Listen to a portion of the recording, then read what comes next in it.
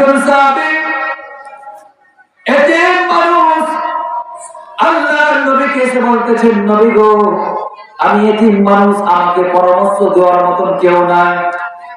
ও নবীজি, আমি এতিম মানুষ, আমার একটি খেজুরের বাগান রয়েছে, আমি ওই খেজুরের বাগানটিকে প্রাচীর দিতে চাই, চারপাশ ঘেরে দিতে চাই। ও নবীজি, আপনার কাছে আমি পরামর্শ নিতে এসেছি, আমি কি এই খেজুর বাগানটি ঘেরে দিব? নবীজি বললেন, তুমি যদি পারো তাহলে পারে তোমার বাগানটিকে তুমি ঘেরাও করে দিবে, যদি তোমার সম্পদের যদি শর্ট পড়ে যায়, অভাব হয়ে যায়, আমাকে জানাবে। এতিম মানুষ খুশি হয়ে চলে গেলেন, তার খেজুরের বাগান ঘেরাও করার জন্য চলে গেলেন।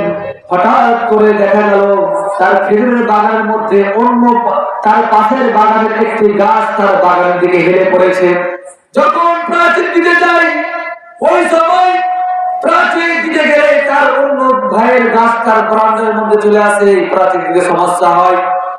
আল্লাহর নবীর কাছে এতিম মানুষ এসে পড়তে ধরেন, বললেন, ইয়া রাসূলুল্লাহ, ইয়া হাবিবাল্লাহ, আমি যখন প্রাচীর দিতে গেলাম, আমার প্রতিবেশী ভাইয়ের বাগানের গাছ একটি আমার বাগানে চলে এসেছে। ওগো নবীজি,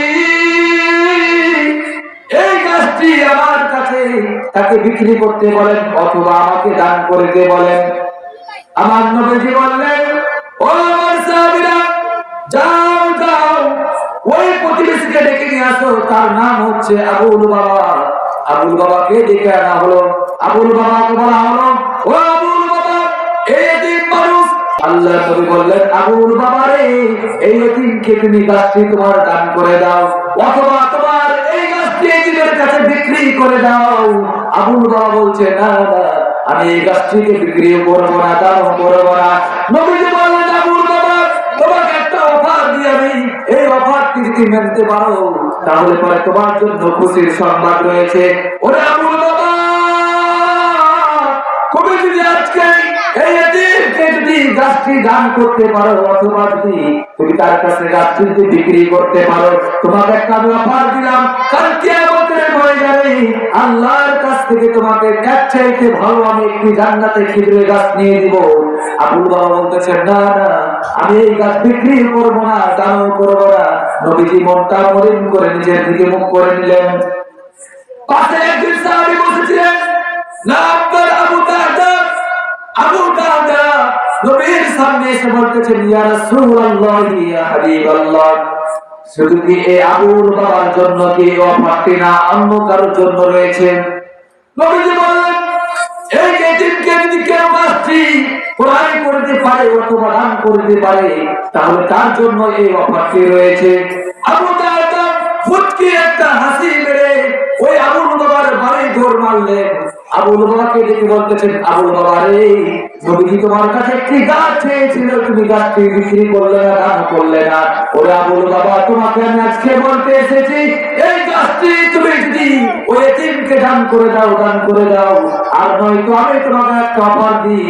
ওরে আবুল বাবা, কত টাকার বিনিময়ে এই গাছটি তুমি বিক্রি করবে আমাকে বলো, কত টাকা হলে তুমি আমাকে এই গাছটি আমার কাছে বিক্রি করবে? আবুল বাবা বলছেন, না না, এই গাছটি টাকার বিনিময়ে বিক্রি করবো না। আবুল বাবা যখন এই কথা বললেন, আবু দারদা বলতেছেন, আবুল বাবা রে, তুমি হয়তো জানো এই মদিনা শহরে আমার একটি প্রসিদ্ধ বাগান রয়েছে, যে বাগানের মধ্যে 600 গাছ রয়েছে, খেজুরের গাছ। এই বাগানের মতো অন্য কোনো বাগান নাই। এই বাগানটিতে একটা সুন্দর বাড়ি রয়েছে, আমি খুব আশা করে, খুব স্বপ্ন নিয়ে একটা বাড়ি তৈরি করেছিলাম। ওরে আবুল বাবা, এই বাড়ি পর্যন্ত আমি তোমাকে দিয়ে দিব, 600 গাছ আমি তোমাকে দিয়ে দিব একটি গাছের বিনিময়ে। ওরে আবুল বাবা, ওই বাগানের মধ্যে একটি কূপ রয়েছে, ওই কূপটিকে আমি তোমাকে দিয়ে দেবো একটি গাছের বিনিময়ে।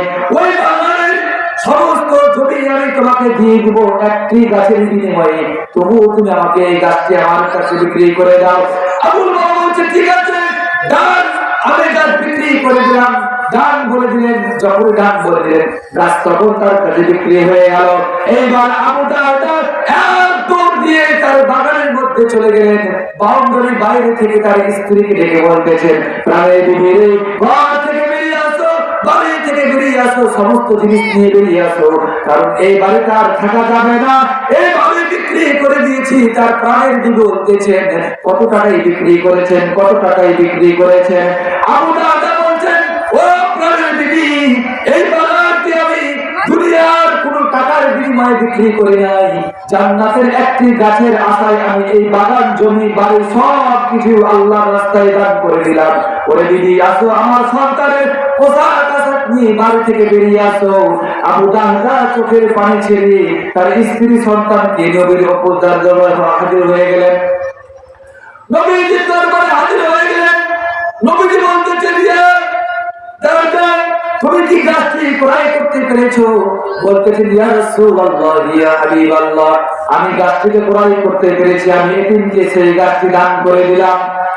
নবীজি বলতেছেন, ও দাদা, কেমনে করে একটি গাছ তুমি ক্রয় করতে পারলে? আবু দারদা যখন এই কথা শুনলেন, বলতেছেন, ইয়া রাসূলুল্লাহ, ইয়া হাবিবাল্লাহ, আমি একটি গাছ ক্রয় করার জন্য আমার জায়গা দিয়েছি, জমি দিয়েছি, আমার বাড়ি দিয়েছি, বাগান দিয়েছি, কূপ দিয়েছি, আমার সমস্ত সম্পদ ওই জায়গাতে ছিল, ওই সম্পত্তি আমি তাকে দিয়ে দিয়েছি, শুধুমাত্র একটি গাছ ক্রয় করে নবীজির মুখে হাসি ফোটানোর জন্য আমি এত বড় ত্যাগ স্বীকার করলাম। নবীজি আমার দুই হাতকে এইভাবে পেতে দিলেন আর বলতেছেন, আবু দারদা রে, আসো আসো, আমার বুকের মধ্যে চলে আসো। ওরে আবু দারদা, আজকে যে আমাকে খুশি করতে গিয়ে এত বড় তুমি ত্যাগ স্বীকার করেছো, শুনে নাও, শুনে নাও, শুনে নাও, তুমি যতক্ষণ পর্যন্ত জান্নাতের মধ্যে সেই গাছ না পাবে, ততক্ষণ পর্যন্ত আমি নবী তোমার জন্য জিম্মাদারি হয়ে গেলাম। তাহলে পরে আপনার সম্পদ, আপনার জীবন, দুইটার বিনিময়ে আল্লাহকে খুশি করতে হবে, আল্লাহর নবীকে খুশি করতে হবে। তাহলে পরে আল্লাহর জান্নাত আপনি পেয়ে যাবেন। আর যদি আল্লাহকে খুশি না করতে পারেন, তাহলে আল্লাহর জান্নাত পাবেন না। ভাইরা আমার, বাবাজিরা,